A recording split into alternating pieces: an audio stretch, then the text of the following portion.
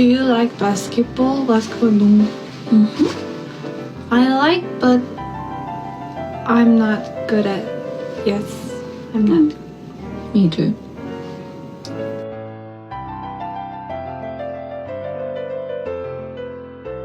Non-renewable resource, ladies and gentlemen. We're gonna run out of it. Hello, everybody. Welcome back to the State of the North Pole podcast, the only holiday podcast breaking down who gets coal and who gets what's like a nice 1930s present. Who gets like jacks, like a ball, molasses, and some jacks. A nice, molasses. Absinthe. Absinthe would have been a common gift for a kid in the 30s. Frankincense and myrrh. Yeah. You never have a plan for the intro. You're That's always why he's the best in the biz. Jesus. No. Because my brother specifically brought this up to me the other day. He listened to the episode we did with Spawnhauer. There was a train wreck because my internet kept going out. And he was like, yeah, Pablo had to do the intro on that. It took 15 minutes. And I was like, yeah, it did. Because he doesn't know what he's doing.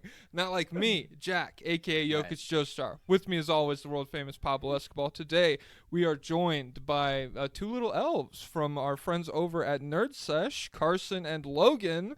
I'll throw it to Logan first. Logan, how are you doing today? I'm doing good. Santa gave me a nice break today. I got away from making presents for the kids and stuff to do this. So I'm very thankful that he offers relinquished me. Yeah, he does. Carson, how do you feel about Santa's slave labor? You know, man, it's not the worst thing. You wouldn't believe what they got going down there in the South Pole. I won't get into that. But I've been told that I have elvish features before. The only problem is I'd be a gigantic elf. I think it'd be quite a freakish sight. You're like see Buddy. An elf of my like size. Buddy. Sort of like Buddy. Yeah. What's Buddy? That's a good point. From the movie Elf, Will Ferrell. Will Ferrell's sort of like a comedian. So more of a comedic actor, really. He started on SNL, so he used to do skits. I don't know that he's ever done all that much stand-up. I don't like but then he got into SNL. films. I don't like SNL. So Saturday Night Live is what that stands for. yeah, you know no, what I I'm don't talking like. about? I go to bed early, so yeah. Oh, he's yeah, a that's trans not ally. So He's- are you he's a anti that trans too? ally. Or- Whoa, time out. No, I'm pro Will Ferrell. I'm pro trans people. I'm pro everything. Prescribe any position on me you want. I don't give a fuck. You're pro anything? Yeah. What do you got? Jesus. He's just supportive. He's just a supportive guy. Yeah. Just didn't realize he wanted to see Pablo dead in a ditch with his thigh cut out and sold on the black market. Whoa, Pablo thigh meat is the most valuable part? That's actually crazy. That's a stance. That's actually crazy. That's a stance that you're in favor of, apparently. It's never been tried to power something. Yeah, that's true, I guess. It's like I've never seen the Sonic movies, but Jim Carrey's Dr. Robotnik, I've seen a lot of clips where he's like, this quill could power 1 million countries, and so maybe that's what Pablo's thigh meat is like. It's like it's like an infinite energy Certainly source. juicy. No Yeah, or you just eat it. Okay. I know what this is. Carson is acting up because elephant in the room, everybody. My appearance looks really, really good because I found out there's a touch-up filter on StreamYard, so I cranked it up to the max. Oh, cool. So, How about the fact that you have yeah. horizontal video? How incredible is that you cracked Oh, that is this one? my first time recording I with think you since one other since time. I moved No. inside. I think I just remember seeing when you guys had Kenny Beecham on and you had beautiful horizontal video. You were in a well-lit room. And I was deeply fucking offended by that. Because when I was on with you previously, you were off a Motorola Razr. It was vertical. You were going 3 frames per second. There were screaming children in the background. Oh, but when King of the Fourth Quarter comes on, all of a sudden, Pablo knows how to do it. My king, you've come. Prepare the finest. What I'm supposed to do that for Turdsesh? Oh, God, man. I love What's you. hilarious is you say you're in a well-lit room, but they're like routinely while we record these, Pablo just starts by natural light from his window, and as the sun goes down, just descends into complete darkness. And so we have. But now it's better because it's too cold to be by my window, so I'm in bed. We have multiple clips where it's just like it'll be like clipped throughout the pod, and by like the third clip, it will just be him like by a candle that he's like holding next to his face. It's very Christmas. Yeah. Very Christmas story. Yeah, no ghosts. Is that the one with Scrooge? I think no. Oh, Or is that a Christmas Tale or something? Is a Christmas Story the one with Ralphie? I think. Christmas Story is the Shoot your eye Shoot your eye out. Yeah. Jeez. I don't remember which one. Scrooge. Christmas. Scrooge. It's literally just Scrooge, right? Yeah. No, you're thinking of the Bill Murray film. Scrooge. That was the first No, time it's it like was ever. something super basic. Is it a Christmas Carol or no? It's a Christmas Carol. That's what it is. Okay. That's what Beautiful. it is. Yeah. All right. Well, Thank you. Pablo. today it's obviously Christmas today, right now, while we're recording this. Look outside, look under the tree. I'm sure you'll see big footprints there. Big Santa delivers presents in bare feet for anyone. Who Maybe a doesn't know. chunk of Pablo's thigh meat under your tree. Yeah. That's what I'm wishing for. If you're lucky. and, I asked for a guitar. and today, You'll eat what you're served and like it. That's what my dad always said to me when I got Pablo's thigh meat. Oh, today we are running through a naughty or nice list for the NBA. Pablo and I have both arrived with a list of about 5 players each that will either be on a naughty list or a nice list. We will say the player's name out loud, the designation that we think they deserve, and then we can kind of deliberate as a group as to whether or not that's accurate. Does that sound good to everybody? Sounds excellent. Pablo. Sounds like a smashing time. Pablo, do you want to start? I'll extend. Holiday cheer. My present to you. I'll give you the first go nice. here. should I go for the first one? Should I do one that's the most ambiguous, or should I do one that's pretty straightforward? I like to be challenged. Let's start with the crazy one. Give me the ambiguous. All right. So, Ime Udoka. Has he done it's been a fantastic turnaround season for the Rockets. They're one of the best defenses in the entire league. A lot of their young guys, a few of their young guys are playing really well, and it seems like everything is trending in the right direction. Is this gonna go where I think it's gonna go? They're just an offense away from being fantastic, and they're one of the top. What are they right now? Are they 3 seed or 4 seed in the West? I think they're 3. They're 3, right? Yeah.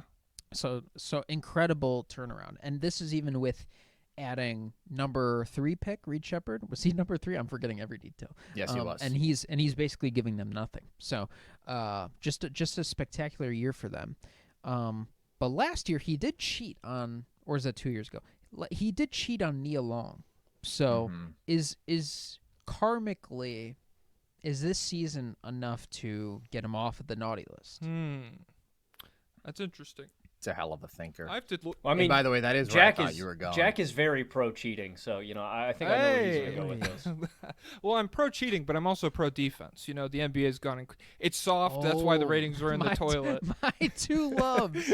I'm torn. Who is Nia Long again? I don't know anyone. I only know faces. So let me Google this lady real quick. 4 white guys on a podcast. That's what you got. Sorry, everybody. I actually saw a TikTok where people were these 2 guys were talking about this. They were talking about black celebrities versus white celebrities. Like there's people who the other side don't know exist. They were saying Nia Long and I don't know about the other side. That makes it a bit adversarial.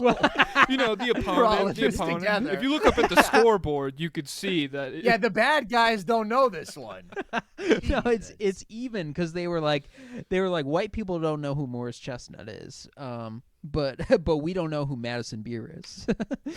I don't know who Morris Chestnut is, so that's totally accurate. I know that name. Who is Morris Chestnut? I'm gonna guess singer if I had to take a shot in the dark. He's a very handsome actor. He invented the chestnut. Whoa, really? That's crazy. Well, he's gotta be huge at Christmas time. With you all would those recognize chestnuts him if roasted you on an saw open him. fire. Yeah, I do recognize him. Well, yeah, I guess I've seen him in Boys in the Hood a long time ago. I don't know. Another name they brought up, Vivica A. Fox. I don't know them. Googling. But I literally don't know anyone. Like you could. I know who Madison Beer is, but like a lot of white people, I don't know. Also, I don't pay attention. I forget know which one. other white celebrities they mentioned, but I'm sure there are ones. Okay. There's a lot. Actually, our teammates over at the Volume, Jenkins and Joe's, they do a great podcast, and they literally played a game called Name That White, where like sometimes you could go all the way up to like Ryan Reynolds. and they just might not recognize him. Oh, Well, but I'm saying he's very prominent, you know. Shout out Blake Lively. The huge turnaround. Have you seen what happened? Has she taken a positive PR spin after the tail dive? Well, so it turns out the nosedive? entire negative PR thing was entirely manufactured by Justin Russia. Baldoni. Mm-hmm. He paid a marketing firm to ruin her reputation because he was like acting up on set. They had to put in 30 rules on the set of that movie, which included like Justin and the other guy working on the movie are not allowed to walk into Blake's trailer while she's changing. He is not allowed to ask her weight. He is not allowed to do like a laundry list of sexual harassment. This sounds like have Ime to- Udoka's rules with the Celtics. Well, this is far worse. Why did they have to institute these, bro? Was he? Well, a what do you sick, think, twisted Lo? pervert? Yeah, he was in sicko mode, and so basically Jesus. he knew like, okay, this is going to be bad for me because she's going to talk about this. So then he hired this PR firm, which Johnny Depp previously hired, and they put the full-on turn on Blake Lively. Wow. And you know what the craziest part is?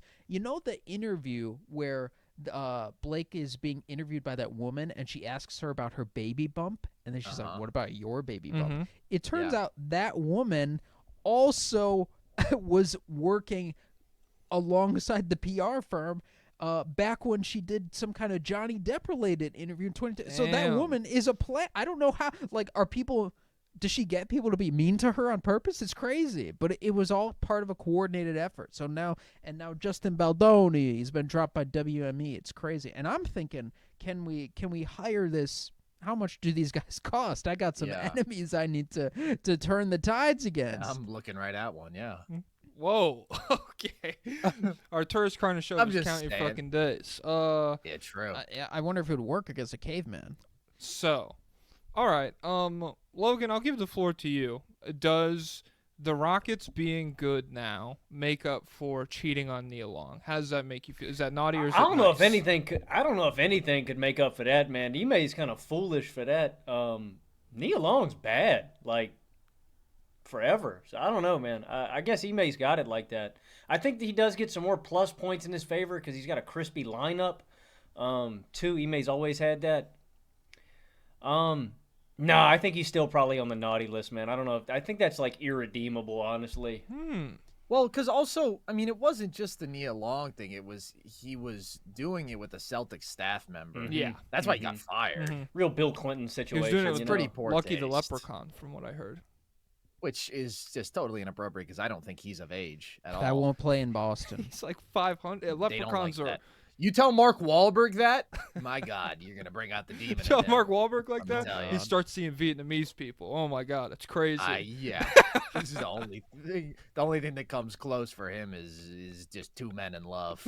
God, that enrages him. Oh man. I'm gonna say Ime Udoka right now is in purgatory, but that's sort of a cowardly stance. So I will say he is not yet all the way back on the nice list, but he's doing great work as a basketball coach. Okay. And he's really done a hell of a job with that team and that defense. It's crazy to get a young team to lock in defensively like that. Although we're seeing it more this year than previously. Just all these great athletes, these teams that have these really deep casts of wings and athletes.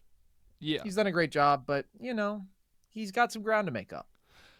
I think that's fair. I think if we take the approach that like it's kind of like that we've taken with like Miles Bridges or Kevin Porter Jr., where it's like even if this guy played well, it wouldn't matter. Like huge piece of shit. And obviously there's like a very big difference between like hospitalizing your partner and like crossing a boundary in a relationship and cheating on somebody. But like if we're keeping a standard of holding people accountable through all of these, I would say Ime is probably still on the naughty list by a decent amount. Maybe he has to do some internal maturing. Maybe he has to reach out. Maybe he has reached out. I don't know him personally, but yeah, I would say. Hey, conference finals berth, then we could talk about the nice list. But until then, it's just not a conversation. Yeah. Yeah, I'm gonna need championships. I think 3 at least. Wow. To start. Jeez. Okay, hear me out. Pablo, what if he traded and played Bryce Sensabaugh 25 minutes a game? How are you feeling? Get back to me. Well, Doesn't that guarantee at least 3 championships? Yeah, I mean, Aren't they sort of synonymous? yeah.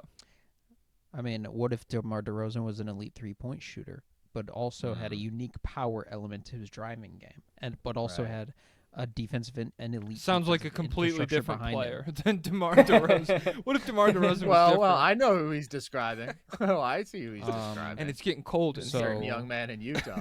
Well, no, Yeah. he has DeMar DeRozan is one of the greatest mid-range shot creators in NBA history. Bryce will be. He already is. He's just not allowed to be.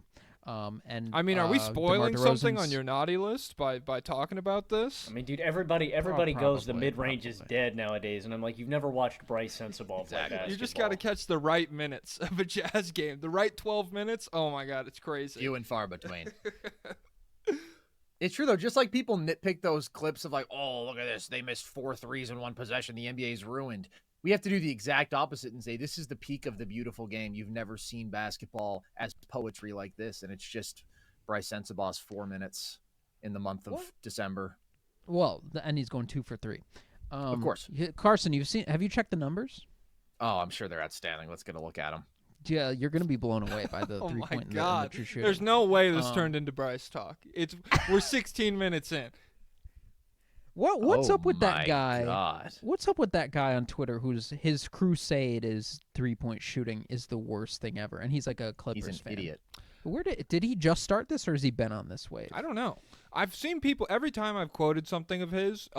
People have been like, "You took the bait," and I'm like, "This is not like good bait because it's like if you're just dedicating your entire maybe that is good bait, and I just am like not online enough." But yeah, I know who you're talking about. I thought it was real. Is it bait if it's like the dominant opinion in the discourse right now? Yeah, I don't Because think this so. is like what we're seeing everywhere.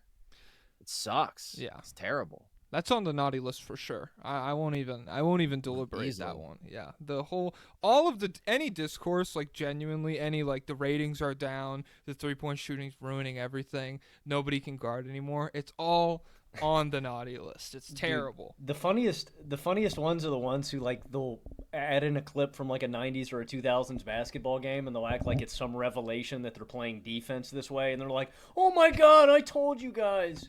It's like, dude, you didn't find the pot of gold. Yeah. You know, like You're saying dudes who are saying that back in the day it wasn't that good of a product?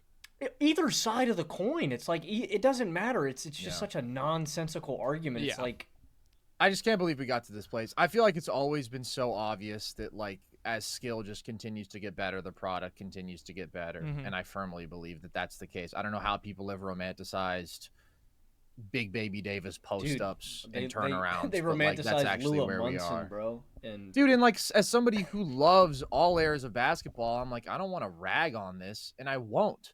But if you can't see that it's better to have role players who are actually capable, who can knock down shots and attack Dude. closeouts and handle, compared to dudes who are just big lugs running Mhm. around, Oh, you that's insane. you think Luke Walton's bad as a coach? Try watching his film. dude, I miss Hey. Joel Hello. Anthony minutes, man. I swear. Oh, Yeah. It was Miami- the best. Remember when Chris Kaman was he's an a Heat, I all-star? hated him. Remember when Jamal McGlure was an all-star? That's the beautiful game that we're missing. Oh my God. Jesus. All right. So Ime Udoka, pretty soundly still naughty. I feel like I'm gonna start. Sure. Mine aren't as abstract. I have a couple ones. If we run out of time, I could get to. I just fleshed out less. The first one on my nice list, I put Russell Westbrook down.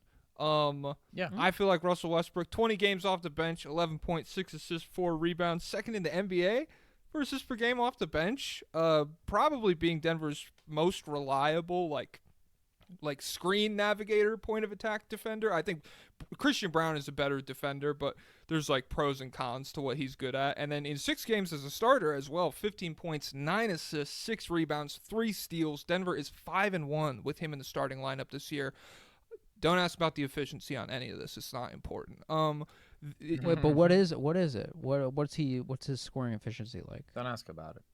It's better than it has been. Yeah, I mean, starts with a. But starts with I'm just okay, but like I'm just asking like a percentage or okay, His true shooting percentage is almost 52. that's beautiful. That's beautiful. I mean, geez, Louise. Like if you look at, I don't know, I can't. that's Alex Sard numbers. I can't even think of someone with like a worse true shooting percentage off the top of my head. But What's Keontae Kevin Porter George. Jr. at? Probably around there. Yeah. All right, Carson, you're pretty big Nuggets glazer, so I'll kick it to you first. Russell Westbrook, how you feel this season?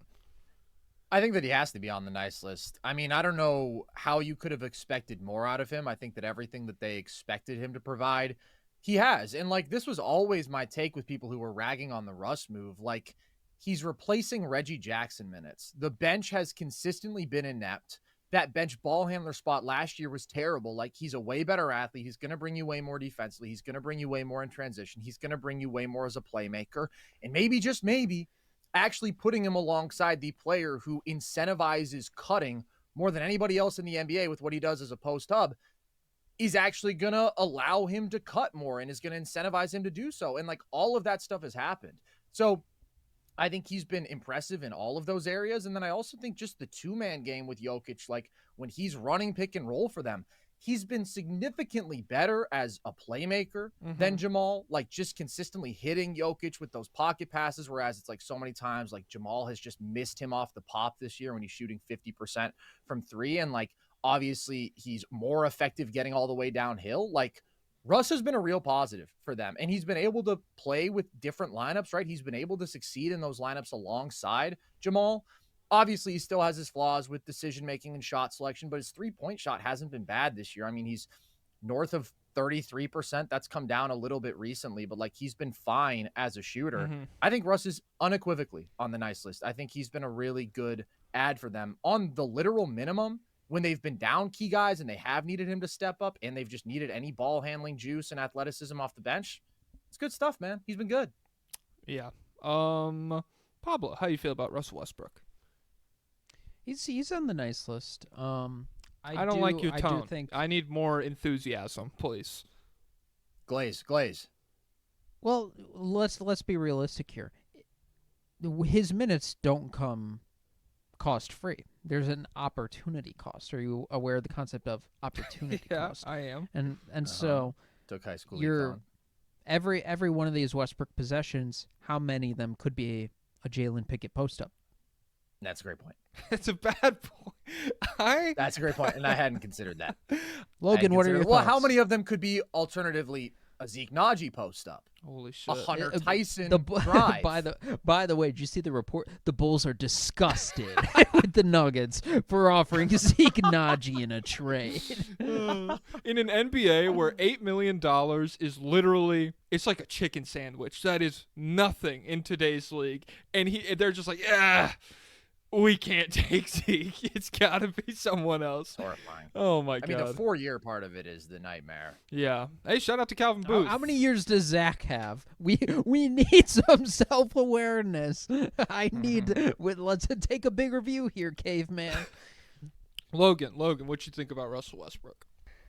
I've loved it. I was skeptical at the time, too, just because of the decision making and Russ's style of play, how erratic he can be. Like, don't get me wrong, you're always going to get inopportune, pull up mid-range jumper from Russ every once in a while. But it's ironic, we always kind of in LA when he got moved there, it was like, all right, man, is this the year that Russ is finally going to start setting some screens and playing a role and stuff? And ironically, I think it took him playing with Jokic to finally fully realize that. I 100% think he's on the nice list, and yeah, I love what Russ is doing. I think he's a really, really valuable member of this rotation, and in a lot of ways makes this bench a lot more potent. Maybe the best of the, I don't know, maybe not the championship team level because you had Bruce Brown off the bench, but I think this is an underrated Nuggets bench, and I think Russ is a big part of that. So I'm ecstatic. If he could fully eliminate, like in an ideal world, I think Russell Westbrook just does not shoot jumpers. Yeah. If I could eliminate. Well, outside, I guess, Somebody's like wide got open. to, man.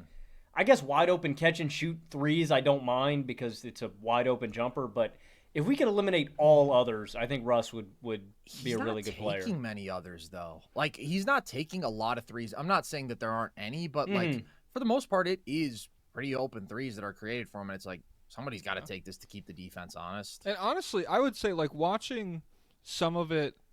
I don't know how much this has been a trend all year, but if there's like 12 seconds left on the shot clock and he catches it on the 3-point line, I feel like he is like aware that he's like, okay, this is not like the greatest shot. Like we 12 seconds, we could probably figure out something better, at least something closer to the rim for a guy who's more efficient than I am. And so, yeah, the only other thing I wrote down was just mostly what Carson talked about, how I don't think anyone Jokic has ever played with has gotten him the ball cutting to the basket, like even in the same stratosphere as Westbrook has so far this season. And it's cool because like if you go back and watch old Nuggets games, like there are so many movements that Jokic makes where it's like, okay, that was a cut, but like no one on the floor is like even aware that like there was an opening there. And so just to see him get the ball outside of like dumps into the post or like pick and roll possessions or kick out on three, you just see so many different looks for Jokic as like an individual scorer. And so yeah, firmly on the nice list for me. And I think that's really good because it's coming into, I was very apprehensive about the fit coming into this year, and especially I was worried about like the media storm that has accompanied bad Westbrook minutes, where it's like that's one of the most productive things you could post about online is like Westbrook went 0 for 8 and he's bad, their team fucking sucks. And so I was like, damn, our bench, like this is like the culmination of like bad bench after bad bench for Denver, and their bench has still like been frustrating, but I think it's a real testament to Westbrook that no one in the national media has even tried to pretend really that it's his fault. You haven't seen big storylines where it's like the Nuggets bench blew an 18-point lead, Jokic lost, he was +5. Is this Westbrook's fault? Like those narratives haven't been there at all. And so I think that's just like a real testament to how well he's played. Pablo, Can I say one more thing on Russ? Yeah. I just have a number that's pretty good. Last 20 games since his horrible start to the year, because he did get out to like that really, really brutal efficiency start. The last 20 games, he's 56.5% true shooting, 13, 4.5, and 7. 48% from the field, 36% from three. Like it's blistering. That's absolutely overachieving whatever you would have expected. Yeah, it's blistering. Oh my god. Yeah, he fucking rocks. Hashtag why not? Hashtag Brody, you know? Hashtag now I do what I want. Pablo, who's next on your list? Well, last thing on Westbrook, it is funny that we're talking about how he embraces cutting finally when he plays with Jokic, but he has played with like some of the best passers in history with Harden and LeBron before. And in Houston, he did change his play style, but really they created a new role for him. Like they made him the center, and he was just the role man for Harden. He got to create out of that. But it's funny that he in LA he was just uniquely like, no, I'm not moving. I don't care that LeBron is a great passer. I'm not doing anything. But next on my nice list, LaMelo Ball. Have you guys seen Ben Taylor's video that he just put out about him? No, I'm not. These nerds might, but I'm not like a advanced stat dork cleaning the glass, thinking basketball. I already said I haven't seen it, Jack. Yeah, well, you're trying to be cool, and it's very apparent. You're like, oh no, Ben Taylor put out a LaMelo video. Oh no, I haven't seen anything like that. It is essentially a compilation of all of the most psychotic plays that LaMelo has tried this season. And it is for everyone, for the crowd saying like everyone plays the same, basketball is boring nowadays. They really need to just watch this video because he is trying things nobody's ever tried. Like he's throwing the ball off his teammates to try and continue his dribble, like how Kobe passed the ball off the defender's back. He's trying to do that to his own teammates to carry his dribble. He's doing psychotic step back threes with like bizarre footwork and stuff like that. He's jumping up, and instead of catching and throwing passes, he's just slapping passes to other teammates. He's playing like a complete psychopath. And his passing has taken a hit this year. But he's in the context, is LaMelo Ball naughty or nice? He's putting up huge numbers, but it's coming through a psychotic play style. in gut instinct, it's nice. Like it's got to call him naughty this year would be crazy. It's just like there are concerns, and like it's so far from the lens of the Hornets to be like, is this going to translate to the playoffs, you guys? But like when I think about like building a team around a guy who is moving psychotically. It is a little bit scary to be like, okay, well, if they really buckle down on him as a finisher, and then the 3-point shooting maybe like dries up to some extent. I don't know what he's been at since he's been back from injury, but I remember before the injury, like he blew me away as a 3-pointer, one of the absolute best in the league. He's had a couple vicious games. Like his last game, he was 3 for 18. Yeah, just a like 3 for 18. And so, yeah. Fuck all that. Fuck all the will it translate stuff that I just said. Like I'm just yapping. I'm going nice. I'm going nice, especially within the context of like good pick and roll player with no big men the entire year, and his passing is taking a hit. Yeah, that doesn't surprise me that much. He's nice to me. That's disrespectful to offensive rebounder Musa Diabate, man. Come on now. That's he cleans up the glass. Hey. I think it's got to be nice. The glass. He couldn't resist saying that. Have you guys watched Ben Taylor's new video? Oh man. I mean, if that's the one thing. Like, don't get me wrong. I don't know if it's like the most conducive to winning, but like if you're hating on LaMelo and Charlotte, like they're so far away. Their game plan is literally just, hey, LaMelo, you and Brandon go chuck up threes all game long. Figure it out. Like, I don't know if they still are. I mean, for a while this season, they were number 1 and 2 in 3-pointers attempted per game. I kind of think that's the route to success, is just letting these guys play ball and figuring out what you got. I think he's on the nice list as long as he can stay healthy. That's kind of my only concern about LaMelo, because like you said, there's no real reason to be critical about him if this is going to translate, because it doesn't matter right now. I just hope LaMelo can stay healthy, because that's my biggest concern about him, I think, long term. But I mean, if you had told me before the year LaMelo was going to come in here playing like a kid in gym class and average 30 points per game, I'd say that's a huge success. So it might be brutally inefficient. It might not be the most aesthetically pleasing, but I think LaMelo's got to be on the nice list. I feel like you've changed your tune on LaMelo, Logan. Like last time we talked Hornets, you said this guy's not even a franchise building block. I mean, I think Brandon Miller's better. I think Brandon Miller is going to be better. Yeah. Whoa. So here's my thing with LaMelo. Is he on the nice list? Yeah. For me, is he on the naughty list compared to the consensus?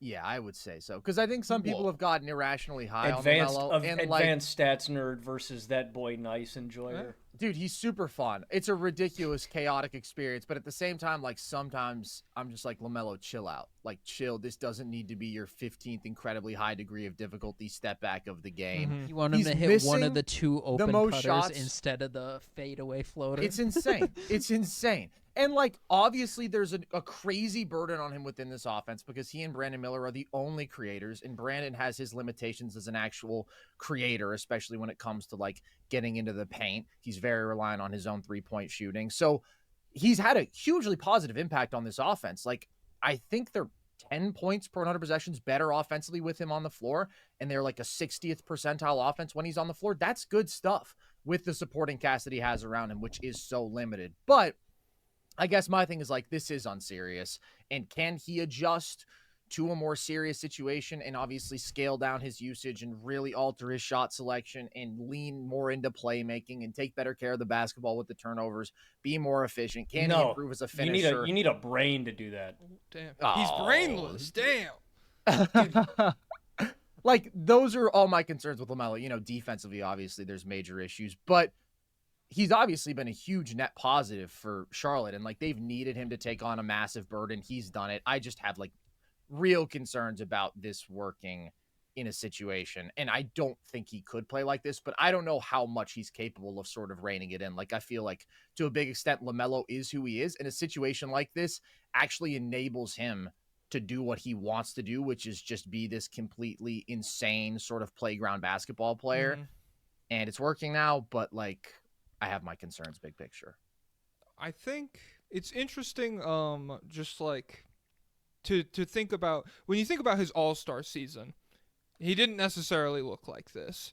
And I wonder if, this season of like, damn, I'm averaging 30 and this is how it's coming. I wonder if that will lead to him playing more like this in the future, because it's like an established trend of like, this is how he's helped the team succeed the best he can from like a statistical standpoint and everything. Or if they, miraculously get good players, if Salon can play well or whatever, do all of the insane decisions tone down a little bit, and we start to see just a little more structured approach to the offense. I feel like he has it in him, and I also feel like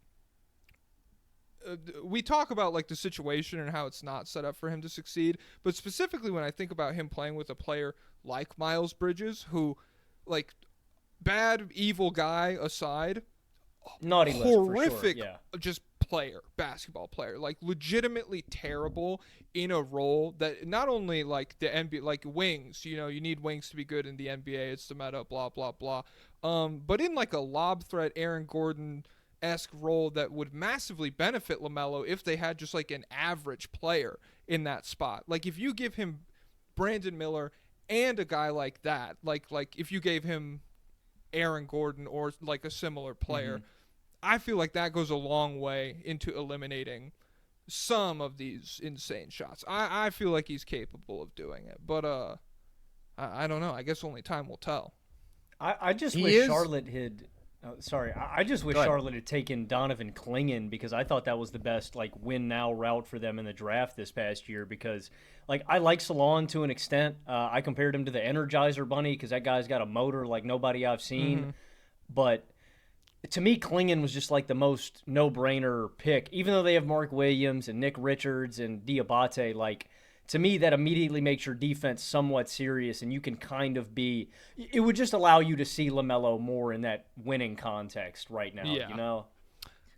And he's a big-ass pick-and-roll target, too. Yeah, exactly. He's a big-ass dude. I will say, LaMelo is missing the most shots per game since 2006, since Kobe in 2006 in his insane scoring season. Okay. It's crazy. Like, if you look at the dudes who missed the most shots per game this century, it's Kobe, it's AI, it's Jerry Stackhouse in his legendary 2001 season, and then you got LaMelo this year. So we really haven't seen anybody play like this in terms of usage in a long time. And in terms of the style, the way he does it with the threes that he attempts, we've never seen anybody play like this. Is Antoine Walker on that list?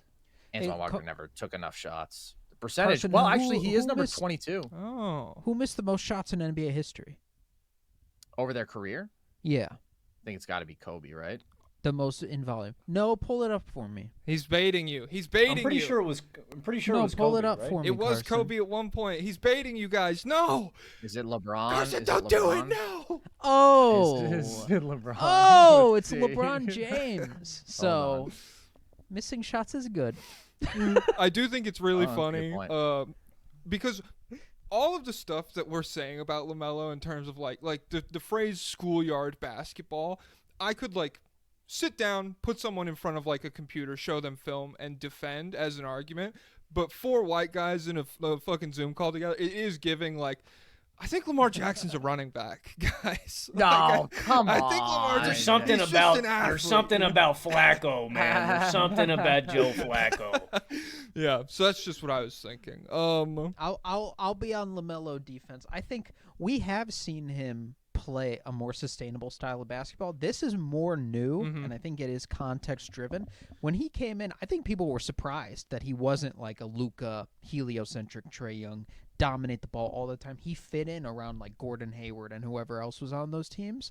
And even in Australia, he was missing a ton of shots. But you could criticize his shot selection, but it wasn't like he was a completely unserious player, the same way that some guys are. And so I think this could be good in the long term. It could sort of be like last year, Jaren Jackson, like getting all those self-creation reps, and then once he's reduced down to a more normal role, then he's like, well, I got a ton of reps doing this last year. I figured out what works and what doesn't. I'm gonna do that. So we'll see what LaMelo can take away from this year. Will it be Will he keep taking logo threes so much that he can pump fake Giannis? But it really is crazy. He doesn't jump on the 3-pointers, and so all it will take is a slight toe raise to do a pump fake. So he could be on the cutting edge of innovation here. So LaMelo Ball, basketball genius. Okay. He's definitely innovating. Next question. We could go. Let's go naughty.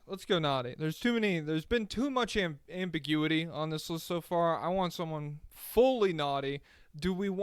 I have two options here. Do you guys want someone who was on a team that had expectations or was on a team that had no expectations? Expectations. Let's go with the team that had expectations. All right. Yeah. Julius Randle, one of the most destructive players in basketball. Who could have seen this coming? Oh no, man. Damn. I could read. There's a million advanced stats. With Randle on the floor, the Wolves score fewer points less efficiently while turning the ball over more, allow more points on better efficiency to the defense. It's just all around. And like, even if it wasn't like the advanced numbers stuff, which I'm sure you could tweak it in a way that like the offense, they've had very good offensive stretches this season that he has played well in. I'm not going to act like he's never had a good game for the Wolves. But strictly the eye test, and especially lately, the eye test it's just been monstrous. Like completely asleep at the wheel defensively during like key moments of the game where it's like, hey, down 9, 4 minutes left in the game. This is where a good team locks in. And he does not. He locks out. And so stuff like that. Chris Finch recently came out in a post-game press conference and said, our offense has a ball-holding problem. And it's like, okay, well, does Rudy Gobert hold the ball? No. Does Anthony Edwards hold the ball? I mean, maybe when he's driving after he's gathered, but there's really only one guy on the team that you could point to and be like, ball holder, not doing anything. And so, yeah, it's just frustrating. I don't give a shit because I don't like the Timberwolves. I mean, it's whatever. But if I was putting myself in the perspective of the fans, trading your franchise guy who was super cool, who, I mean, largely made the team function if we're looking at where they're at now, but especially made the locker room function and the vibes function in Karl Anthony Towns. Trading that guy, not just for Randle, who's been bad, but also for DiVincenzo, who's been bad. You got two players who were good-ish with Randle, and you missed on both. But specifically Randle here, I'm soundly on the naughty list. I don't even know what an argument for the nice list would look like. Logan, I'll throw it to you. I mean, dude, I tried to hold out hope for the Timberwolves for so long. I've been on the defensive for Minnesota. I really like Minnesota, mostly because of Anthony Edwards. He is one of my favorite players to watch in the league today. I think he's going to be among the handful of best players in the NBA one day. And even up from like a month ago, I said that the Timberwolves were my dark horse team to come out of the Western Conference because I looked at their team top to bottom and I thought, man, they check a lot of boxes. They have got a defensive anchor in Rudy Gobert that is going to make them a lead on that end. They have an offensive anchor in Anthony Edwards. I don't know what to say. You're exactly right, Jack. Like, it goes beyond the basketball fit with Cat. Like, this team has lost its heart and soul, and Julius Randle doesn't give a fuck. That's the problem. Yeah. Like, he doesn't have a heart. He doesn't have a heart, man. LaMelo. Julius Randle is somebody without a brain. Yeah, we got the We Wizard got somebody of else Oz without a Logan heart. here. We do. Pablo is missing a piece of his thigh meat, man. We're all losing important pieces. Like, Julius is like the Grinch, man. He stole basketball in Minnesota, dude. We need something to warm his heart and make it grow 3 sizes. Like, he just doesn't care. And I don't know if it's because he's in Minnesota and he looks at this like this is a stopgap, or the other side, which is probably the worst reality. This is who Julius Randle is as a basketball player, and it sucks because you talk about it, Jack. Julius will have a stretch for a half, getting out in transition, playmaking, dominating, getting to the basket, doing good stuff, and then he'll have another half where he is, like you said, dude, asleep at the wheel. First quarter of the Knicks game, he was the only reason they were even in the game. He had like 13, 14 points in that first quarter, and it was just radio silence after that. And Cat's hitting everything from 30 feet, and their spacing's awesome. Yeah, that was an awesome game. He might be atop the naughty list, man. And I've tried with Julius. I've gone back and forth. The infamous stat where I think he's the least efficient 15-point per game scorer in the playoffs this century. Mm-hmm. I'm out on Julius, man. I'm done with the Timberwolves until they make a move. And I like everybody else. I like everybody else in Minnesota. Conley, Ant, McDaniels, Naz Reid. Like, it's just Julius. I don't know if I could totally agree on the it's just Julius thing, because, like, it's been such a rough year for Conley. Mm-hmm. It's been a rough year for Jaden McDaniels offensively. Like, their offense is just broken. They're 21st But these guys offensive still rating provide now. value to the team. They haven't quit like Julius. I mean, this is just Julius Randle, man. Like, this is who he is. He's a hella low-effort defensive player. He's a ball stopper offensively. Thought very early in the year he made a concerted effort to really fit in offensively, and I thought he was actually quite efficient with his touches. But, like, since then, it's just been a consistent downward slide. And now in December, he's at, like, 17 a night on under 55% true shooting. Mm-hmm. He's been on the naughty list for life. For me, man, he's on the eternal naughty list. Hey, I do not Pelicans believe in Randall it was whatsoever. fun. Pelicans Randall was fun. Don't let him forget. I guess. Okay, ever since he got the expectation Yeah. and the treatment from the media as though he was an actual star, like ever since that first New York season, his All-NBA season, somehow he made All-NBA, I was like, all right, this dude is getting ridiculously overhyped. This is a very inefficient brand of basketball. That team was great because of their defense. Their offense was horrible. And you put him in a playoff environment, he stops the ball. He relies on the same tough shots. They don't fall. He's wildly inconsistent as a jump shooter, and his playmaking has just consistently crumbled. And he's been terrible. I mean, he's got a negative assist-to-turnover ratio in the playoffs too. So none of this is remotely surprising to me, and this is why I hated the Cat trade. Like, I understand it's not a good contract in terms of value for Cat, but he was essential to making this team a functional offense with what he brought as a floor spacer and just being a significantly better offensive player than Randle and a more reliable number two. And he was really important, underratedly so in my opinion, to this team's ability to reach their ceiling defensively because of what he did as a post defender, as a rebounder, as a secondary rim protector at the least, as a guy who with Nas could anchor like that two big bench unit. Like, he was in a position to be at his best defensively, and Minnesota has actually still been really good defensively, but they haven't been as great as last year, and they've taken a big step back offensively. So, like, this is what I expected. I expect them to take a step back on both sides of the ball, and to me, prioritizing your long-term flexibility, saying, oh, we don't like Cat's contract, to then take on a guy who's still on a big contract, not as big as Cat's, but to take a clear step back in the short term when you were as close as you were. And I get it if you look at this year and you're like, okay, Minnesota wasn't going to be better than OKC, but they had a more legitimate chance. And specifically, I mean, they just had such an excellent formula to beat Denver, but Cat gave them a better chance on both sides, and they took themselves out of those conversations with the Randle deal. Pablo, what do you think? Yeah, I think it is just Julius Randle being Julius Randle, and he's just a tough player to exist if he's going to play with such a low motor on the defensive end, and be such a ball stopper. He's just not conducive to he's a loser. Basketball. He's a loser. Hey, keep it professional. This is a very professional pod. Please don't let your feelings get into it, Logan. I think some guys, I don't think there's any losers in the NBA. I think there are just guys who are incredibly stubborn, and they only want to win their way. And there have been great players, like Jordan is even this way, like or Kobe. It's like you're not actually Jordan and Kobe and Julius Randle. I'm like, it's like they both bought into a system. Well, what if you asked Julius Randle to run the triangle right now? Yeah, we got to get Phil in there. Oh, he just missed him. Misconnections. But like some guys only want to win their way. Westbrook was this way for a while. They're not actually concerned about winning at all costs. They want to win their way of doing it. And I think he is just this is what he thinks like is winning basketball. Like, hey, you just let me cook, things are gonna work out. And then but I'm so tired from cooking, I can't play defense. Come on, guys, just pick up my slack for me. And I do think he genuinely believes that could lead to winning basketball, but he's just got bad advice on that front.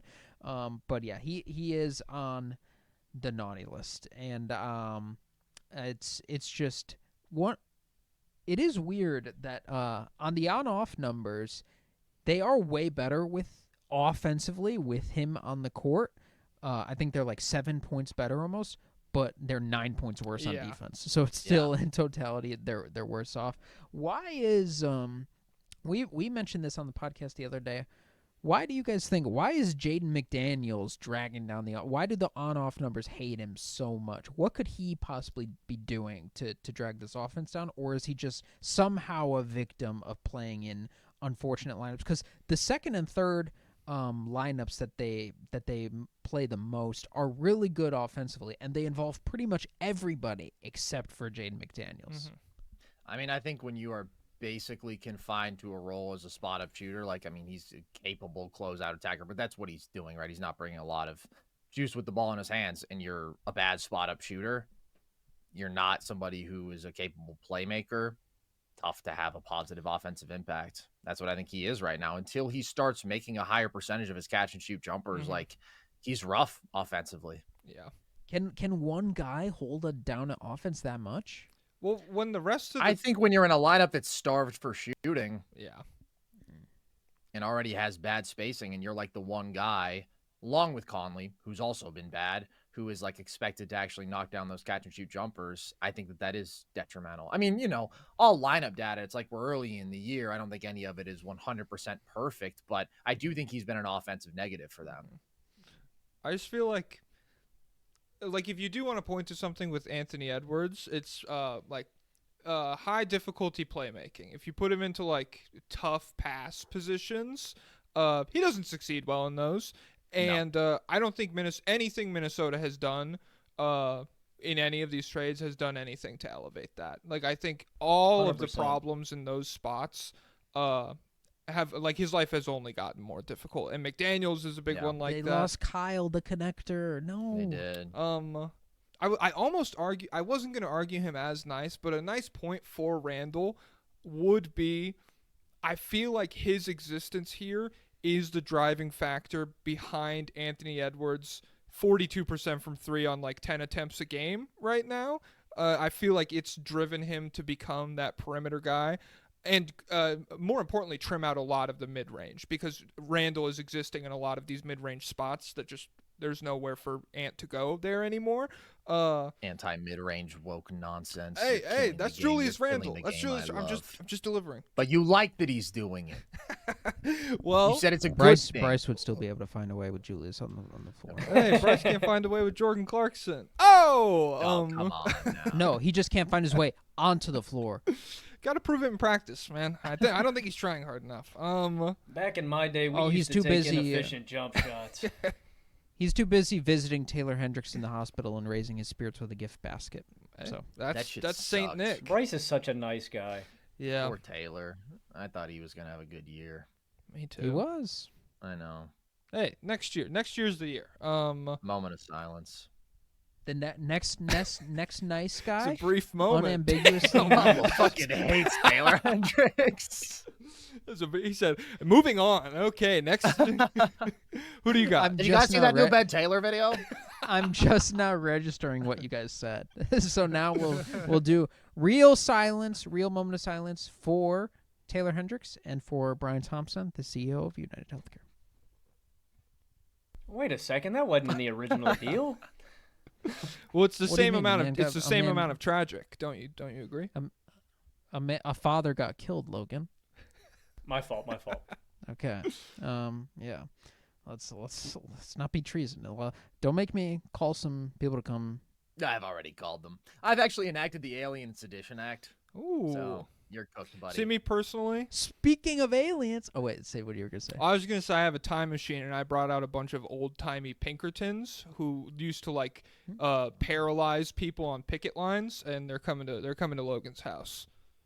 Hell yeah. All right, Carson, say the thing again. Say Alien Sedition. So I was thinking about enacting the Alien and Sedition Act. Speaking of aliens, Victor Wembanyama. This is a nice list guy. This is gonna be all-time nice lister for the next 25 years. Hopefully 45 with medical improvements. He's getting the height surgery. He needs it.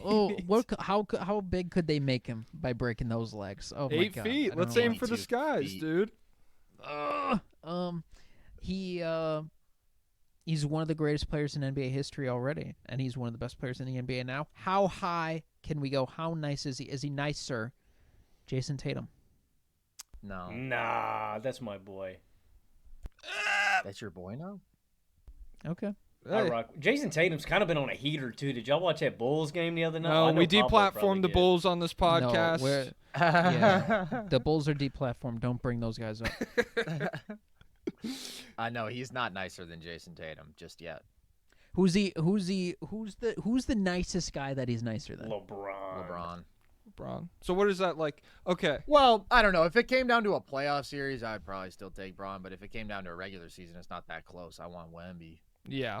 I think he I want sucks. I think a Wemby. guy that big should just be parked near the basket. He should never Yeah, shoot a what's he shooting three. threes for? Yeah, fucking loser. jackass. Yeah, why do I want to watch a 7'4" guy who can shoot a step back three? That's gross. Gross. I Get need him more- down there like Rick Smits. Mm-hmm. So This right is how we right used to now, play the game. right now, how does his defensive impact compare to the greats? The greats of All-time all time stuff. Mm-hmm. Is he as good right now as Rudy Gobert has ever been? I don't think that he's quite there, and there's a couple reasons for that. Number one, I do think is strength aspect of it. Like, I think that although everybody makes fun of Gobert because he gets cooked by Jokic one-on-one or what have you, I do think that he's nevertheless a better post defender than Wemby is right now. And then the other thing is really just defensive IQ and discipline. I still think that Rudy kind of runs laps around him there. He's just much more polished, but like Wemby's gonna be better, and it's already ridiculous what he's doing. I mean, he's obviously the best shot blocker, best defensive playmaker, best pure rim protector right now, but I think like And he was peak switching on a Rudy, Trae you're Young. getting more deterrence. Yeah. Well, he can guard in space, but then he also has his moments where he looks as goofy as Gobert, and nobody talks about those moments, which I do think is a little bit of Wemby propaganda, which I'm good with because I love Wemby, but also it's like a little bit unfair to Rudy, I think, if we're comparing them defensively. Do you have a definitive GOAT? Defensively or just all time? Period? Just all time. Yeah, I've moved to LeBron. I was on the MJ side, but that's not peak. I would say peak is MJ. What year do you think you'll switch to Wemby? I don't It's know. what? It's about to be 2025. Yeah, I guess probably January. Hey. We're already here, or better early. Oh, than you guys late. are already there. Yeah. Yeah. I mean, it's in the cards, dude. Unironically, I try not to adopt the better early than late thing with Wemby, because anyone in like the top 8, top 10, top 15, whatever that you watch on the 12 game stretch everyone has every year where it's like, this guy's fucking crazy. The 40 point per game Donovan Mitchell run that will happen at some point this year, whatever. Like, Is he better than Donovan Mitchell? Yeah, I think so. he is. Like, when you watch anybody in the run that Wemby is currently in, it's very easy to be like, how fucking high can we push this guy? But but specifically for, like, it's such a game-altering presence on the floor where, to go to, like, the Donovan Mitchell example, or the Tatum example even, really, where it's like, when Tatum is brutalizing defenses, a lot of it is through this incredible high-level jump shooting that, like, we've seen. I mean, it abandoned him in the playoff run, but, like, we've seen him do it in big moments and in the playoffs before. But I can look at it and I could be like, I could see it going away at some time. And I guess you can say that for Wemby's three-point shooting. Obviously, at the beginning of this year, it was terrible, and he's been lights out for, like, 15 games. But, like, a lot of what Wemby does, especially when I think about him in the context of surrounded with competent players, I'm like, this is like a very baseline going to be there. His implied value, as Yeah. the great Jay Cowman would say. Absolutely every night, all the time, a lot of like what makes him special is going to be there. You're not going to have to worry about like off nights or like even shrinking in big moments in the playoffs. And arguably just more and more so, as I think he can still lean into being a more dominant interior force. I think Although CP3 is a guy who can find him in his spots more than previous alternatives, like at some point he's going to play with like a really high level pick and roll guard, and that dude is just going to spoon feed him looks around the rim. So yeah, he's just going to keep getting better. In his last 14 games, he's averaging 29, 10, and 5 on 50% from the field, 40% from 3, 65% true shooting, while being a top 5 defender on the planet. It's just like, this guy's unreal. He's unreal. Is his defensive peak higher than Jordan and LeBron's have ever been? Defensive? Yeah. Mm-hmm. Okay, interesting. So we Base. just have some offensive ground to make up. And then if he were to do what was this? The last 10 games? 15. That was last 14. Last 14? 20 years of that? Easy go. Easy go. Yeah, For sure. He's going to just keep getting better, man. But he really, really has it in him. He does. Mm-hmm. Damn, what was I about to say? I don't know. Probably just more Probably glaze. something really fucking Stupid. stupid. Yeah. I'll just fucking. I'll turn my camera off. You guys Yeah. could do the rest of the pod. Awesome. Pau Gasol fucking shoot me in the fucking head, I guess. Whatever, man. Fuck. You guys want naughty Moment or of silence nice? for Brian Thompson? Yeah, I'll do it. Naughty. Well, you just said shoot me in the head. Oh, we didn't get shot in the head. He got shot in the back. I know. It's like It wouldn't be as sad because comedy's dead. Cool. The woke mob ruined it. Cool. he doesn't have a No. wife and kids, so Yeah, it wouldn't. there's no It shareholders wouldn't be counting on him. sad. Yeah, you're It right. wouldn't. Do you guys want naughty or nice for me? Naughty. Let's get really Oh, naughty. okay. This is one I feel stronger about than Julius Randle. Oh. But Julius Randle probably naughtier in just like objective sense. Kyle Kuzma. The Washington Wizards Yeah. are one of the worst teams in basketball, and somehow One of? I mean, New Orleans Hey, the Pelicans damn near beat the Nuggets. Let me shut up. The fucking Wizards are the Healthy Pelicans. worst Yeah, team. come on. Worst team in basketball. It's funny though because the Wizards actually did beat the Nuggets. But sorry, go ahead. I was there. I saw it. Kuzma somehow makes the Wizards dramatically worse when he plays. Wizards have 4 wins this year. Does anyone know how many Kyle Kuzma has played in? 0, I bet. I was Is it gonna say 0? 2. Is it Logan, 2? shut up. Is it 0? Logan, what's your guess? Let's lock it in. 2-0. Oh, I said 0. Yeah. Oh, it's 1. It's 1. He got 1. 8 for 20 in a win this year. Some stats with Kuzma off the floor. Wizards offense, 8 points worse with him on the floor. That's the second worst mark on the team. Their effective field goal percentage, nearly 3% worse. That's the third worst mark on the team. They attempt 5 fewer free throws per 100. That's the worst mark on the team. And they get outscored by 7.5 points per possession, or points per one. Whatever. He's bad. He's bad in a way that, like, it's not unheard of for a tanking team, especially for a team that's in, like, the second year of a rebuild. We've seen it plenty. But he's bad in a way that really prohibits any forward momentum in any of, like, the players the Wizards are trying to build with. In a way that, like, if they were building with those guys, if you were just like Bub Carrington, Cook, Bilal Coulibaly, Cook, do whatever, Jordan Poole, do whatever you want, you're still losing games. You're still a tanking team that would not be good. It's just like you gain something by doing that. And instead, it's just like you have a guy who borderline like Julius Randle on offense in terms of the way that he plays, the way that he catches the ball. It's not coming out. He does not pass that motherfucker. It's going up, and it's going to take 6 or 7 seconds to go up. And yeah, so I don't know. It's just been incredibly frustrating because I like so much of what the Wizards have done post-Beal trade, but to look at how he's playing like right now and to look back a year and be like, Sacramento, they were going to give 2 first-round picks for Kyle Kuzma. Dallas was going to give you serious assets for Kyle Kuzma. And now, like, if you get a first, that's miraculous for him. Like, I would be shocked if that happens. So, yeah. No one else even has to say anything. I just wanted to fucking yell about that. But, Logan, you can go. Or Carson, my fault. Yeah, it's all right. Just a couple white guys. It is kind of remarkable. I mean, here are the 2 craziest numbers. I just went and looked up his percentiles by play type.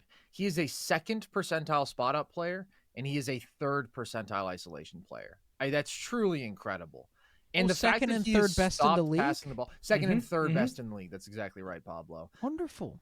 It's just crazy because it feels like every step that he had taken, right, where it's like, oh, he got better as a rebounder, he got better as a playmaker. Now he's just like kind of undone this year. And I don't know what he'd look like in a more serious situation. Like perhaps any man in Washington for long enough would just be driven to insanity and to become Well, I the think worst Jack version of can. himself. I think Jack can provide. Well, some I'm insight talking on about that. playing for the Washington. Hey, well, let's Commanders look at specifically. Alex Sarr. Yeah, Alex Sarr last 14 games or something. He hasn't been there. He hasn't been there very Yeah. long. Hasn't been there Hey, very Jordan long. Poole. Jordan Poole playing pretty. I don't know. Yeah, it's true, but he had his terrible year last year. I don't know. I don't know if we can say for sure what Kuz would look like in a more serious situation because, like, we've seen that he can defend when he wants to. He did take strides in these areas, and then he undid them. But yeah, he's definitely on the naughty list this year. I think if he was smart, he would wear that really big thneed he wore that one time with the really Bingo. big sleeves. I'd wear it in game, and so then you're getting like an extra foot of a wingspan. You feel me? And then he'd just be way more impactful. He'd be And like you're warm. Wemby out Yeah, there. that's true. Pablo, what do you think? Yeah, he's kind of how much do we romanticize winning player Kyle Kuzma? I feel like we didn't think that highly of him even when he was like on was his peak the Lakers bubble or no? No, he got better last year. I would say was his peak. Yeah. Are you talking winning player peak? Then What- yeah, it was was bubble he- Lakers. Offensively, he was good last year. Was he good defensively last year? Yeah, I mean, in the framework of the Wizards, no one is ever good. Like, it's a terrible spot. I think the path forward to him becoming a guy, like a contributor to a good team, way more straightforward than it is for Julius Randle. Like, I'm just talking about him right now. And so I don't think we really romanticize any version of Kuzma that much. Even the guy who was on good Lakers teams playing well in a valuable position. Like we've seen plenty of people go into that Lakers roster before and after and be unable to do the kind of stuff that he did. Like even if you compare like the best that Kuzma has ever played, it's like way better than the best that Hachimura has ever played for them and stuff. So it's just. Is it really? I feel like it is because I don't feel like. I mean, defensively. That's what I'm saying. Hotch, I would say, is better offensively than Bubble Kuz was, but yeah, defensively, there's a big difference. Do you guys I don't know, want to guess what the Wizards' offensive rating is with Kuzma on the floor? Is it 12? What is 30th right now? Probably What is the number? what is it, like 106 or something? 106? He's not Well, like let me see. 103, is he? No, I bet it's lower. I mean, I'm gonna say like 101. 98. It's 98.5. That's the Dude, almost Jack exactly just my prices body righted temperature you right guys, now. man. Oh man. And you can feel it when you watch it too. It's it's brutal. So yeah, it feels like with Julius Randle, I have a little bit less sympathy for because we've just seen it happen so much. With Kuzma, it does feel like if the organization had done the correct thing and moved off him last year, maybe if he's playing bad for the Kings, they fucking hate him in Sacramento or whatever. But like, I think there's a better chance that everyone is happy if he had just gotten moved then because yeah, like just what's happening right now, it's not good for anyone. No. Pablo, do you want to you want to go nice? Just yeah, one final point on peak Rui versus peak Kuzma. Kuzma never locked up Jokic in the playoffs, which is something That's a great point. I Rui forgot. actually Well, Dwight did, Howard so. was doing that is the problem. So it's like Hachimura wouldn't even ask him to because Dwight was there. I mean, can't anybody do it? Hey, DeAndre Ayton that one time. I mean, I mean, it's pretty easy. Rest in peace, DeAndre Ayton's potential. Someone get him a mattress for Christmas. Nice list. 100% nice. Goga. ooh, okay. The Georgian Giant. Do you have any? That donkey head made me feel some type of way, man. Yeah. My loins. The your Wizards loins. are not the Wizards. The Magic, they're an orphanage full of brilliant, talented children, but all the best ones keep getting adopted. And then every time the funniest kid at the orphanage gets adopted, you think, oh my god, the vibes around here are gonna go rancid. the second funniest kid steps it up. He's telling great jokes. He's This is a he's great cooking desserts metaphor. for everybody. Is this from But- your experience in the orphanage, Pablo? No, Were you the second funniest kid? Be honest. I've never been in an orphanage. But then he gets adopted as well. Everyone's like, "Oh my God, there's no way we have this many good people at the orphanage to keep the orphanage fun to be at." But then Goga's here, and he's not gonna get adopted. And as soon as the other kids get back, as soon as they're returned for messing up their houses, he's gonna fade back into the shadows for some reason. But he's always here whenever you need him, and he's just a good, solid, reliable center on both ends. What a guy! Yeah, good guy. Good guy. Very nice Tell us more, defensive player. Carson. Good rim protector, good hands, good rebounder, solid feel as a passer, solid touch. I mean, he's a really nice center, very solid. But it is incredible to me that he's been able to scale up his production like this. I mean, a lot of it is just, pick and roll finishing, offensive rebounding. It's nothing fancy, but I'll be damned if it isn't working and if the Orlando Magic aren't still finding ways to win games, because that's just what they do. Oh, I'm Great head sorry. of hair. Does somebody Great have head somewhere of better hair. to be? I ended the phone call immediately. Move on. Pablo never silences. I've never talked to Pablo about this at all. If you go listen to episodes, you can hear like ESPN alerts in the background. It's relatable because the people listening, they get notifications on their phone as well. So it's sort of a connection between me and them because okay. they know how it feels when it pops up on their phone Okay. too. That's a great point. I do that. Whoa. Oh, man. Yeah. Yeah, in an NBA where like half the fucking teams no one's happy with their center. Nobody likes their center or their backup center, one of the two. Phoenix, Charlotte, who else? There are a ton of teams don't have a Like center. the Lakers don't have a Sacramento. backup. Sacramento, New Orleans, Yves has played great, but like they don't really. I mean, Daniel Tice, is that what you're working with? Goga would be better. Like there's just a million different teams that are like, damn. If only we had a guy who was like phenomenal in 20 minutes off the bench, and if our main guy went down, he could step up and like just patchwork us to a solid record in his absence.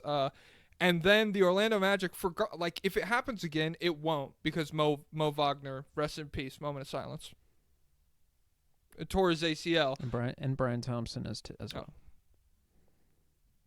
Yeah, he his ACL got assassinated, so Goga won't go like third string again. But the fact that Orlando even had the luxury of doing that is so crazy to me. Like They're so good. to just be like, Goga, Their depth is unreal. Goga, get up here. I got 5 minutes for you, and it's just like the most productive. It's like, dude, I'm watching DeAndre Goga Jordan. gadget shot block Yeah. for the 90s kids. Nice. Yeah, so I mean, very full on nice list for me. I hope he stays in Orlando and they just move up to him like full time backups. It feels like this whole time. I mean, What? well, they just got him on a crazy contract. He's making less than Zeke Naji for like 3 years. What the?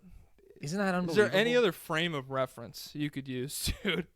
Jesus, it's making less than. He's that guy? probably making less than Brian Thompson was, although I'm not sure. I haven't looked into that. Oh, almost certainly. Come on, man. He's not bringing the same value Yeah, to the he doesn't work shareholders. nearly as hard. He is bringing value to the shareholders. Look at what he's doing in the absence of their 3 best offensive players. To be fair, their offense does suck, but their offense sucked even with their best offensive players, and their defense That's is because still Paolo awesome. fucking sucks. And that's another episode, guys. It's fine. Is he a father of 2?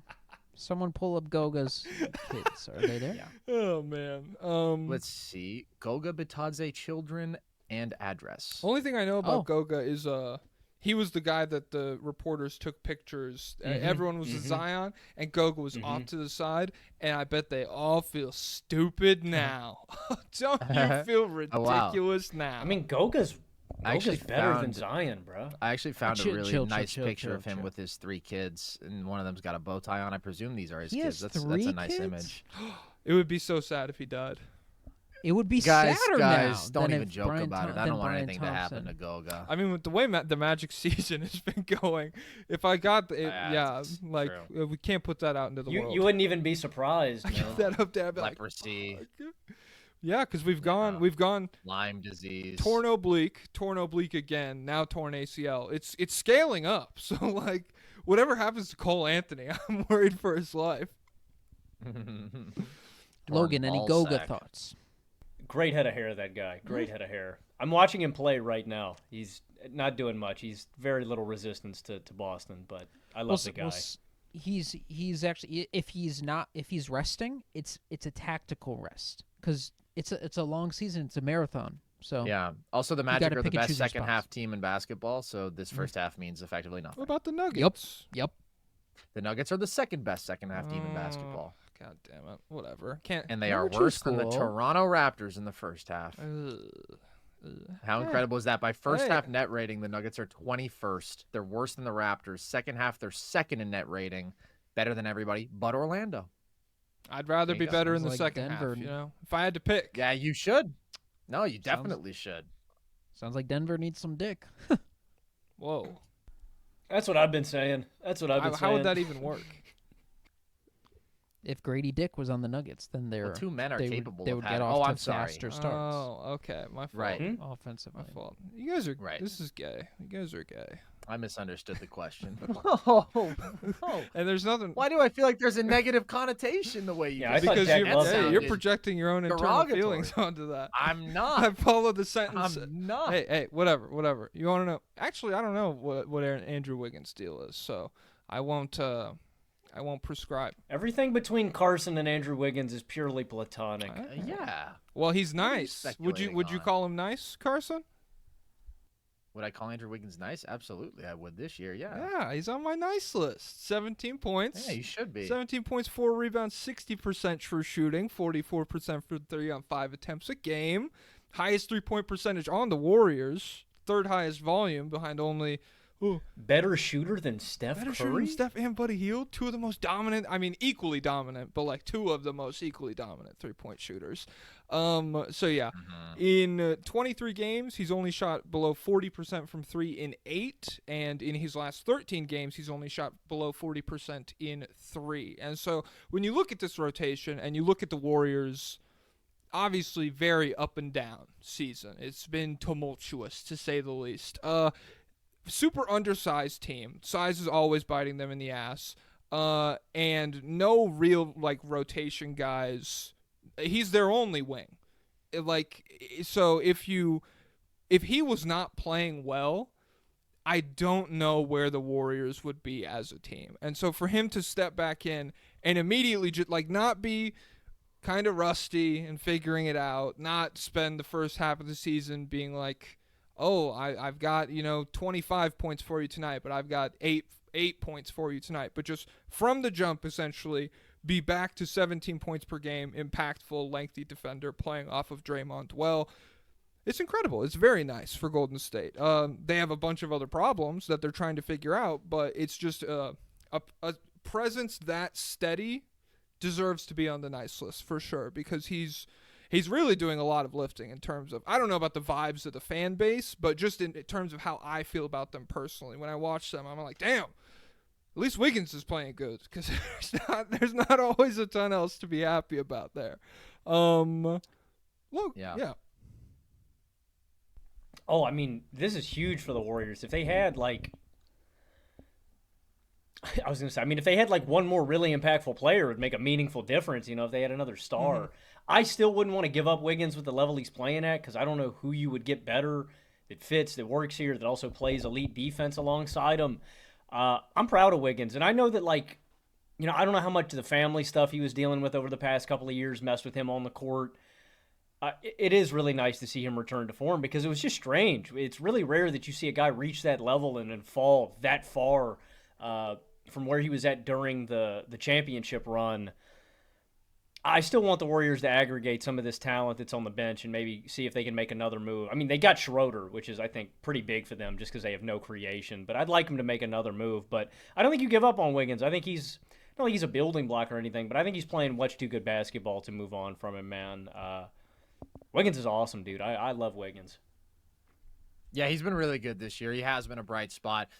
I mean, this is the exact version of Wiggins that they needed, right? A dude who is shooting at this level, defending at this level, and the team defense has been really good. It's just unfortunately, same things are going to keep biting the Dubs in the ass until they make real changes. The size, most glaringly, just the complete lack of a second creator and a second high-level offensive player since Buddy cooled down, and the Warriors' offense has just been such a disaster with Steph off the court, and really in all regards not involving Steph. I will say on the naughty list, you would have to have Brandon Pajemski this year. Because I remember before the year, I came on with you guys and talked Warriors, and I was optimistic about Pods, and I would like to look at that young, bright-eyed fool and just smack him right in the face. Oh, Because I thought he was going to be a really nice second starting guard alongside Steph. You know, he did He so many still things to will, impact winning. inshallah. Inshallah, brother, I hope. I mean, listen, maybe what he needed was the Dubs to get blown out by 50 in the Grizzlies game, because in that game, he actually started cooking in complete garbage time. mhm. And then he also shot and played pretty well offensively last game, but he has been unwatchable as a scorer this year. He has been so bad as a shooter. He has been so tentative, and he's a limited athlete. If that shot's not falling, just really tough watch. Locked up by Luka. So he's on my naughty list. Locked up by Luka. That was one of the worst possessions I've ever seen. And sadly, one of the least surprising moments. Like, oh, you're going to tell me that Pods pump faked and then did nothing? Mm-hmm. I can't remember. He had already picked up his dribble, right? So Yeah, there's nothing yeah, he could he do off the pump bounce. And then faked. just sort of continued to like pump fake around until he gets blocked in the corner by Luka. Like, yeah, that sounds right. That's kind of the average Pods possession this year, unfortunately. Yeah, he Sad. he pump faked. It's not over, but it's bad. in the right now. corner, and I saw Luka fly Yeah. and land, and there was no foul or anything. And the second Luka landed, I was like, "This is the nightmare situation for Pajemski. There's nothing happening Terrible. anymore." So yeah, this tough year from him. Tough year. It's weird. It's not the toughest year the Dubs have ever had or anything, but just like The fact that it started so hot makes Yeah. the come down that much harder. Sort of like heroin. You know, it's just not the Ooh. same after. okay. We got to get another hit. Yeah, you got to re-up. Exactly. That's the Zach LaVine trade. Sorry, you're not allowed to talk about the Bulls. But I guess the Zach LaVine trade would be a good thing, right? Well, if Zach gets traded, then we can platform the Bulls. They're deplatformed Okay. until moves are made. So Okay, that's fair. Do you have any Wiggins thoughts, Pablo? Do you have any thoughts at all? not really any Wiggins that have been mentioned. Shout out Andrew Wiggins, just a steady guy, a guy who's rebranded from basketball terrorist to winning player. Will Julius Randle ever do the same? They were both 2014 draft phenoms, correct? So Correct. They were We'll in the s- we'll see same if he- draft. Mhm. Julius Yeah. Randle seems a million years old to me. That's crazy. I Wiggins remember has when been around a Julius long Randle time. was a hoop mixtape hero. He was is Julius Randle the next Blake Griffin or whatever? It was crazy. And then he was the strongest guy in the world at Kentucky. Yeah. Big That dude. and Aaron Gordon was same with Aaron Gordon. He was in the draft class and he He was rebranded indeed. himself into winning Number basketball, one in so a probably redraft, won't Aaron happen. Gordon. Probably. Who's to say? Handsomest guy Who in the would draft, be? Aaron Gordon. Who Who's to is say? the you best know? 2014 Best looking draft guy. player? Best player in the 2014 draft, that'd be Nikola Jokic, Oh. followed by Joel Embiid. Oh. Yeah. Mm, They Oh, snuck yeah. him in there a little later. yeah. And then Is Jokic Zach 14? LaVine. Jokic is 14, but he didn't debut until the 15-16 season, and Embiid didn't debut for another 2 years. Damn. But they were both drafted that year. Okay. Fascinating. Pablo. Yeah. So honorable mention: Will Hardy on the naughty list, on the going to hell list for his treatment of Bryce Sensabaugh, one of the Yeah. best 3-point shooters in the NBA. Go check the stats. Well above league average true shooting percentage. Every time on the court, he dazzles. He just gets a limited run, and he gets stashed in the corner when he has to play alongside some other basketball terrorists. But then there's no discussing that point because everyone knows he's on the naughty list. Mhm. Right. But one thing that we can discuss, the Oklahoma City Thunder, they're not getting free throws. Is it because they're all on the naughty list? What's Ooh. going on? What's the diagnosis, Turdsesh? Why is it? Is it their fault? Is it the ref's fault? What's going on? And you guys should know, we opened last week's Patreon episode with a 45-minute segment about this, where we Where we had no answers. We were like, Why does this happen? Well, let me look this up. 45 no, minutes. that doesn't have an answer. No Well, conclusion. what if I look this up? No, I don't know. That's interesting. I mean, I think that there are probably a couple reasons. They're pretty low in terms of field goals attempted in the restrict. Not last, but they are somewhere in the 20s. And they've got a bunch of slight dudes, not a lot of dudes who play the game with physicality. Shea, to me, the whole notion that he's a foul grifter has always been overrated, and I think he's getting to the line at the lowest rate that we've seen in the last few years. I know it really peaked in the 2023 season, and it's kind of just been trending down since then. J-Dub, he's a guy who likes to live from the mid-range a lot, as does Shea, and has never been somebody who draws fouls at a particularly high rate. I think sometimes his drives, although I love J-Dub, aren't always the cleanest. And then outside of that, it's like he's really putting pressure on the rim. So AJ I don't Mitchell. think that it's totally inexplicable. AJ Mitchell, solid player, not exactly a free throw drawing machine. Okay, And you know, jerk. they've ramped up the 3-point volume, obviously to mixed results, but that's kind of the role of a lot of these guys. They've got a lot of sort of spotty spot up shooters, and they've got good cutters, right? Good off ball movers, but it's really J-Dub and Shea who are bearing all the brunt of the creation, and J-Dub just doesn't really get to the line very much. Mm-hmm. Yeah, I mean, the product on the court sucks now, guys. It's because the Thunder just shoot all these three-pointers, and they that's never right. go inside the arc. They never Nice. take any mid-range jumpers. That's a good point. Oklahoma City Thunder. Got it. Exactly. Okay. I mean, the last one I wrote down for naughty was Devin Booker. If you guys, I mean, we're an hour and a half in. I don't think we got to fucking crush this one. Just disappointing without KD. Let's just crush him. Hey, fuck Devin Booker. Kylie Jenner up a Yeah. million. I don't care about his old cars. His shoe is ugly and basic. He was a role player on Team USA. I guess that's what happens when you surround him with good players, and that's why the Phoenix Suns are 1-9 without KD in the lineup this year. True. And So other than that, he's cool. But like that stuff, yeah. you don't like his shoes? No, I do actually like his shoes. Yeah. Like they're plain. I get why someone wouldn't like them, but I like them. I think they're cool. By the way, it's actually Kendall Jenner. Yeah, Kylie's dating Timothy Chalamet. He's doing a Carson impression.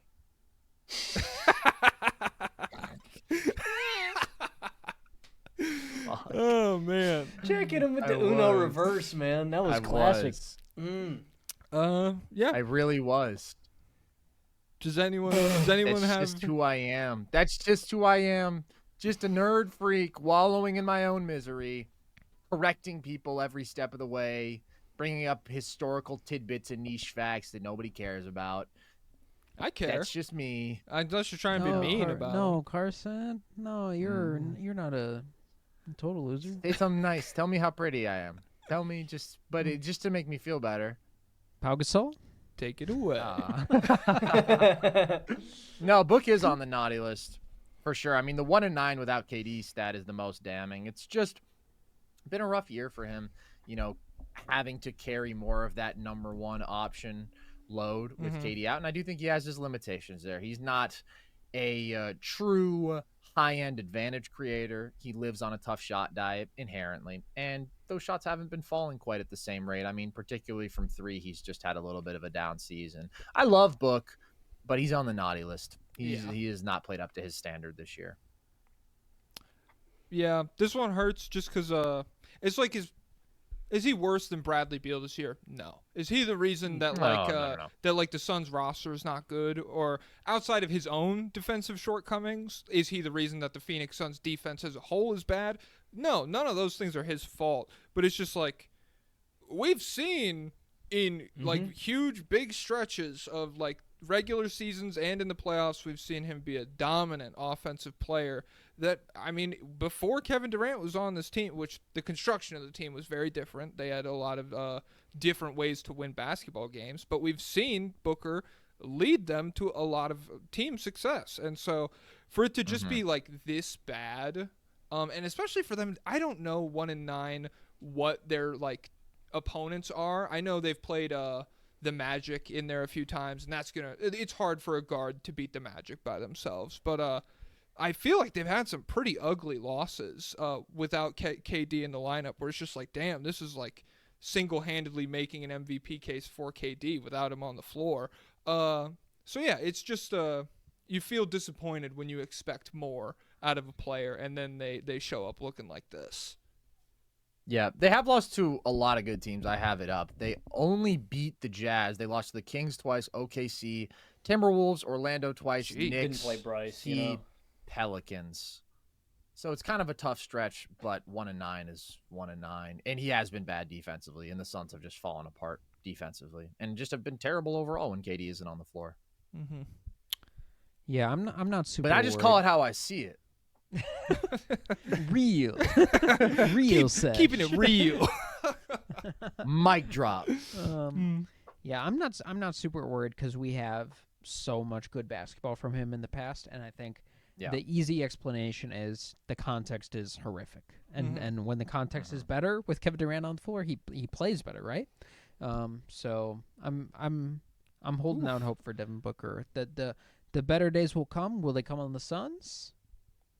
XOXO, Gossip Girl. I was gonna say it's a good thing that we're moving in the direction of the context becoming more often. You know, Kevin Durant, he's gonna become more durable as time goes on, and they're gonna pivot the Bradley Beal contract into, you know, a trade for like depth and role players that will address LeBron. Yeah. So it's good that like we know when the context is good, Booker can succeed.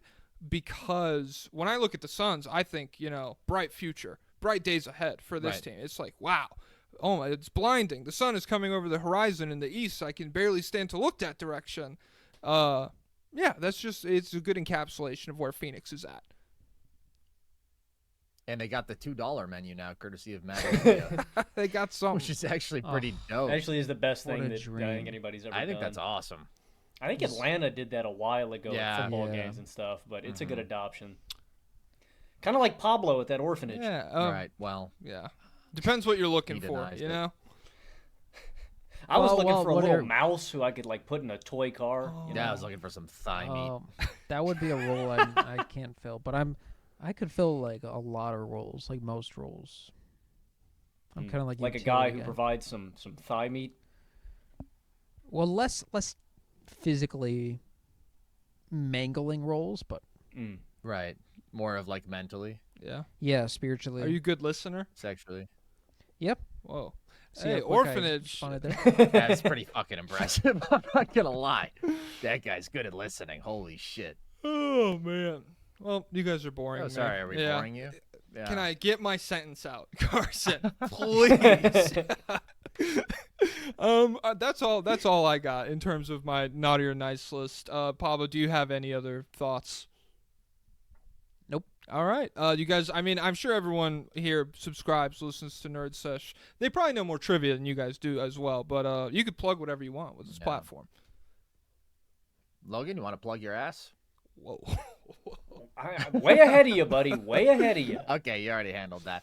Yeah, check us out, Turdsesh, YouTube. We do NBA stuff, of course. We also do NFL. We do full podcast episodes. We do some video essay stuff, and we do lots of trivia stuff too. And in fact, we had these guys on over the summer. It's a timeless classic. You can check out that trivia episode. But we've also got daily trivia content on social media, TikTok, as long as that's around. That's probably one of the last instances of the Ballmobile is Pablo's appearance on Turdsesh. He hasn't been in a car since around that time. That's crazy. Damn. I love that you saved your absolute worst for us. You got in right under the wire. Appreciate It's that, beautiful. All right. Everybody, Merry Christmas, Happy Holidays. Thanks everyone for tuning in. And Pau Gasol, take it away. Lay down.